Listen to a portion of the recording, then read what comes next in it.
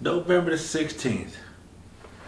And looks like Trump is announced his candidacy for 2024.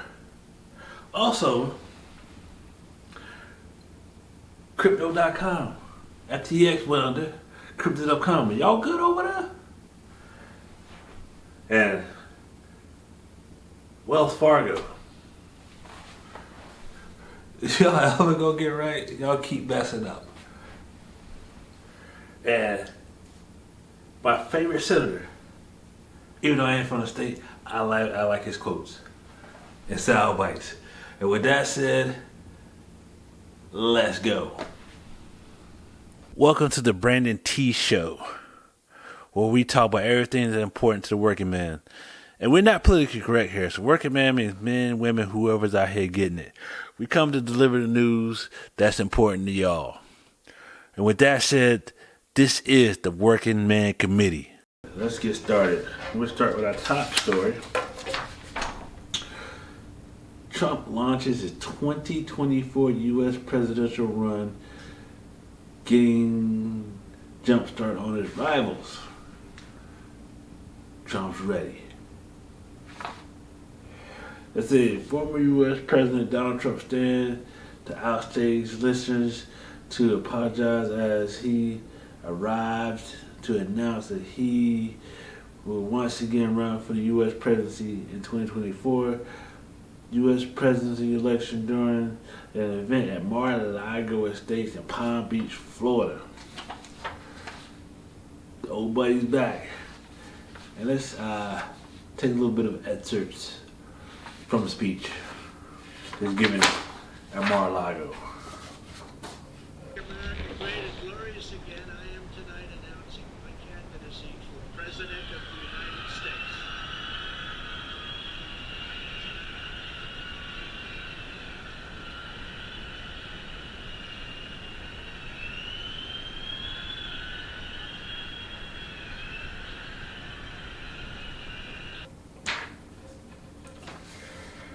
There you go. And with that said, 700 days, 2 years before the election, it starts again. So we had a little bit of break from the political ads, and now it's all about to come back. All right, let's go to our next story. Now, working man. Like I said, not politically correct. Men and women, whoever's out here getting it. You gotta think about our children here. FDA warns of a rise report of children poisoning linked to cough medicine. Yep.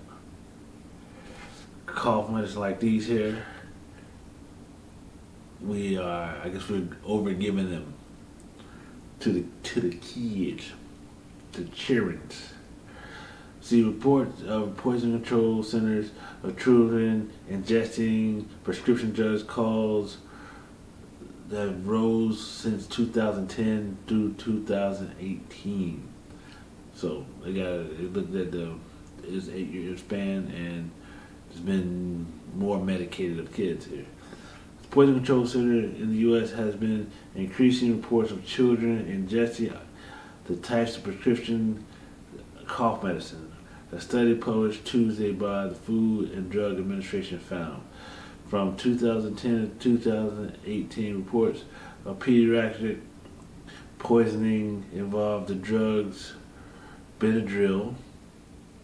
I know that's like the all time we get a kid Benadryl, cough, whatever. Increased each year for the study found Benadryl sold under brands, and like I said, to treat coughs by colds and flu. Come on, man, y'all giving that stuff for everything? It's not approved for children younger than 10 years old, so don't give kids under 10 years old Benadryl, please. Come on. See, the findings published in the Journal of Pediatrics were based on more than 4,600 cases reported at Poison Control Center. The biggest increase of 24% was from 15 to 16.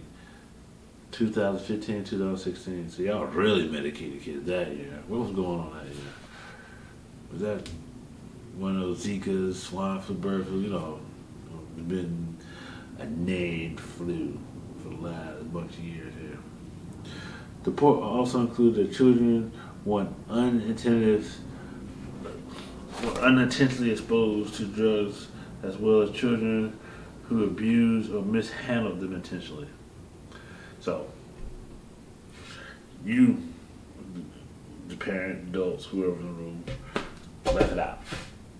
The children got a hold of it. Gotta watch that too. In most cases involve the intentional use of the medicines were along the age of 10 and older. So, okay. So y'all ain't over giving 10 and below, so 10 and older has been getting a hold. But like I said, that 10 to 12 is also a tricky age too. You gotta look at the back of the bottle. And so,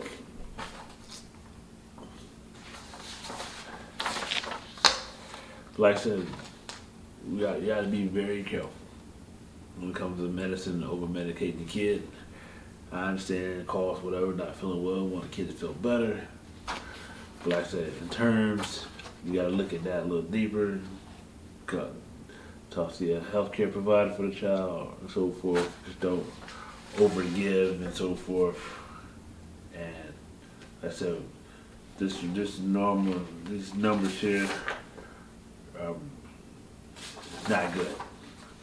So just be vigilant out here. Let's shift gears to the financial side of the house. My question before I start the story is, how many times, how much fines do you have to get before you act right? What do you mean, do you ask? Wells Fargo's facing huge fines after the latest scandal. Come on, man. Wells Fargo, what it do? If you're banking with the San Francisco-based mega bank, Wells Fargo, you'll likely notice that the company just can't seem to stay out of the water. The last few months have seen the bank name in headlines for a lot of no good reason. Most recent, the bank came under fire from Senator Elizabeth Warren. Lizzie, what'd you find, Lizzie? For using the fast cash bank-to-bank transfer services known as Zelle. Come on, what y'all doing with Zelle? Let's see, the service was created in a partnership between several major banks, including Wells Fargo, Bank of America, J.P. Morgan Chase, and a few others. And so more often transfer options similar to PayPal. So they created Zelle. Most of y'all might have used Zelle, working man, Zelle, Cash App, and all those. And so Zelle was a partnership between these banks, and they do like PayPal. And that's to help you move money around. Yeah, the convenience of transferring directly between accounts is certainly a great move, but without its cracks. Let's see, according to Warren, Zelle structure allows for $90 million worth of fraud and scam. Ooh. Thought they was looking careful, little guy, looking big guy.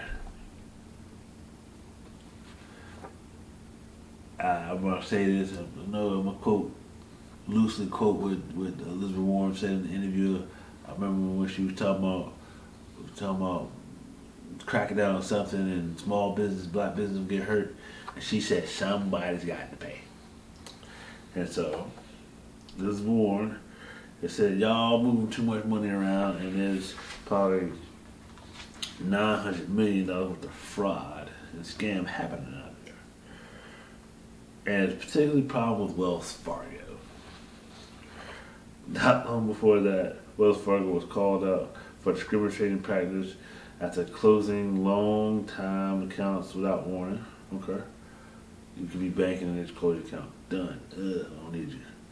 In the same month, a handful of senators sent the bank a letter addressing issues of discrimination during the interview process. So they ain't give you, they ain't hiring certain people. They closing certain people's account and not hiring other people. All right. And last Friday, the Consumer Financial Protection Bureau (CFPB) launched an investigation into some of the bank's practices, and it could lead the bank to very steep out of pocket. What are they looking for? Let's see. The CFPB is taking a hard look at Wells Fargo mobile lending, consumer deposit accounts, and mortgage lending practices. Come on, man. That's a core business over there, ain't it? Let's see. The investigation could cost the bank more than $1 billion to settle. Gosh. It could also result in the CFPB levying restrictions on the bank. Wells Fargo is a Wells Fargo. What are y'all doing? Oh, why y'all stay in this? You know what? Wells Fargo might be too big. Maybe they're too big. Now, if we go back to the banking crisis, Wells Fargo's government had Wells Fargo eat Wachovia and made them as big as they are. Wells Fargo was mostly a regional bank, and then when they ate Wachovia, they became a national bank. Because Wells Fargo was on the West Coast, and Wachovia was on the East Coast, and it made a bigger bank. And making a bigger bank, they've been making this bank unmanageable. Seems that way. So if you are a Wells Fargo customer,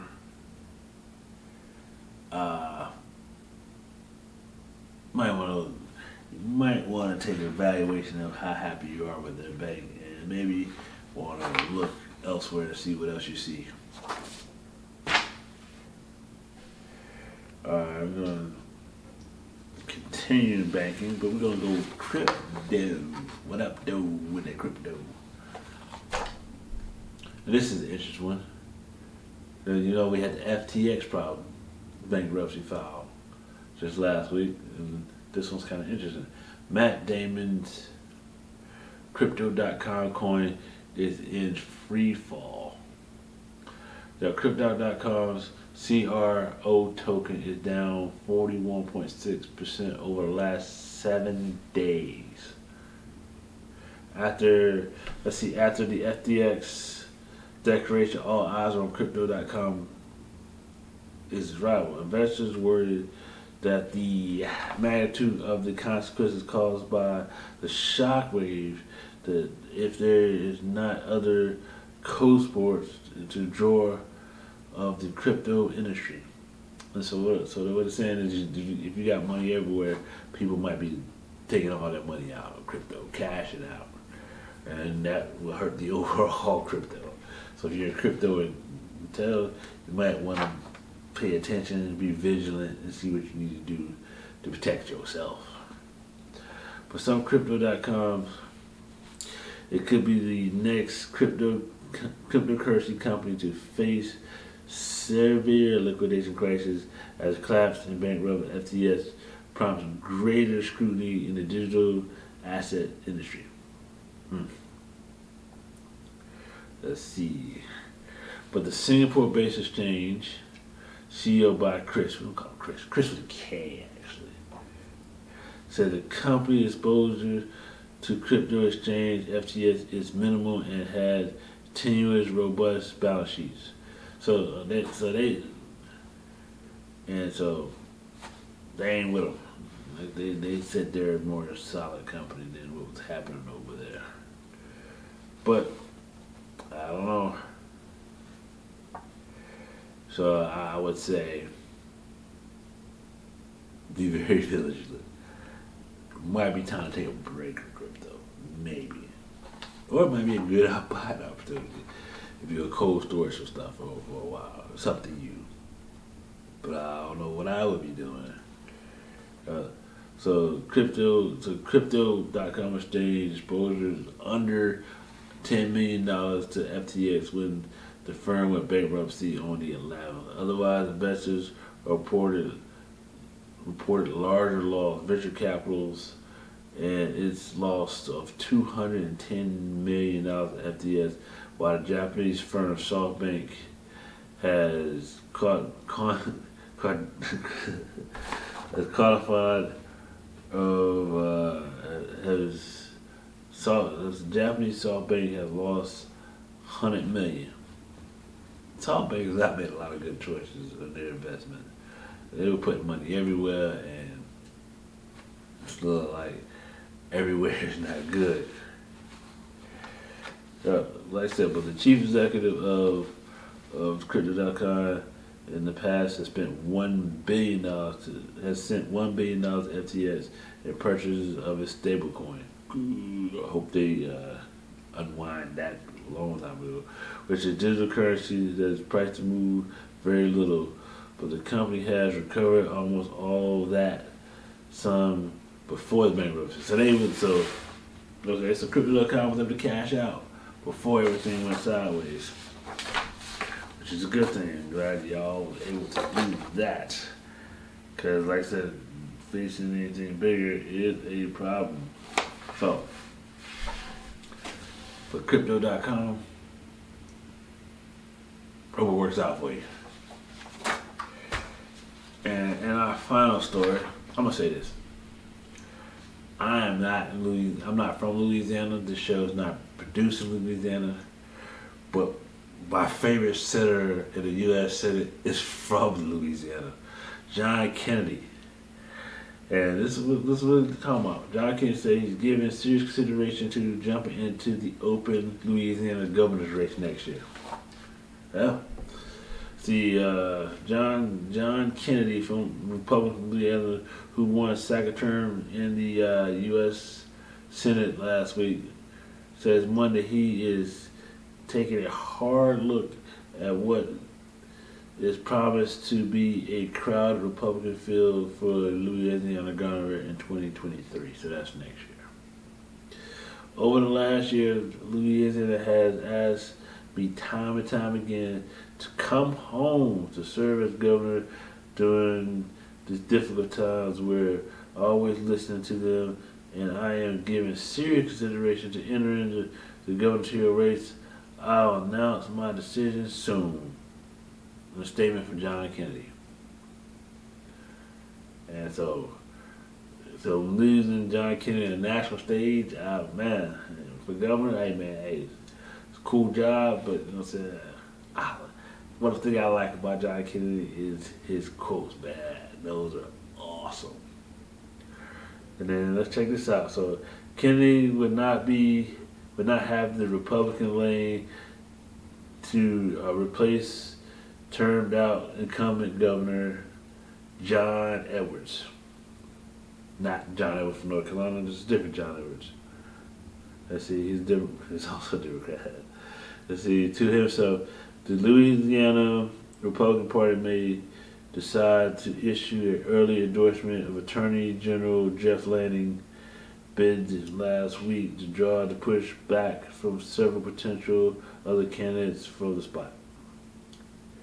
And so, like I said, there's a bunch of people getting into the race. Like I said, it's a crowded race, but like I said, it looks like John Kennedy's very popular there, so they're looking at that. And matter of fact, I want to share a montage with y'all to tell you, to give you why I say he's my favorite senator, even though I'm not from the state he's in. But like I said, here we go. Check it out. Punchline. I guess what I want is a cross between Socrates and Dirty Harry. Our country was founded by geniuses, but it's being run by idiots. You realize to many Americans right now that looks like we're giving Lindsay Lohan the keys to the minibar. The Republican Kennedy, a 66-year-old former Louisiana state treasurer and LSU law professor, tells us each one-liner has an objective. I try to speak plainly so that my constituents who don't follow the nuances of government like I do because they're too busy earning a real living, can understand the issues before me. Kennedy is quickly becoming one of the most quoted lawmakers in Congress. This stuff is why the aliens won't talk to us. I mean, it's absurd. It's absolutely absurd. He's also the only sitting senator who got a campaign trail visit from now President Trump. He is what he is, and he's very frank, and I appreciate that. But Kennedy has proven himself to be a check on the Trump administration during confirmation hearings for judicial nominees. Have you ever argued a motion in state court? I have not. Have you ever argued a motion in federal court? No. That district court nominee eventually withdrew. Just because you've seen Judge Judy or my cousin Vinny, that doesn't mean you're qualified to be a federal judge. One issue high atop the first-year senator's to-do list, rooting out waste. You know, people talk about federal money as if it falls from heaven. You know, we thank heaven for it, but it came out of people's pockets. I've driven all over Washington, D.C. I cannot find the money tree. He did find footing as the laugh riot from Louisiana, and John Kennedy has no plans to change his approach. Some time ago, a friend of mine told me, he gave me some good advice. He said, always be yourself, unless you suck. And I thought that was pretty good advice. The funny freshman Kennedy knows the best way to make your point and be seen is to leave them laughing, and he does. And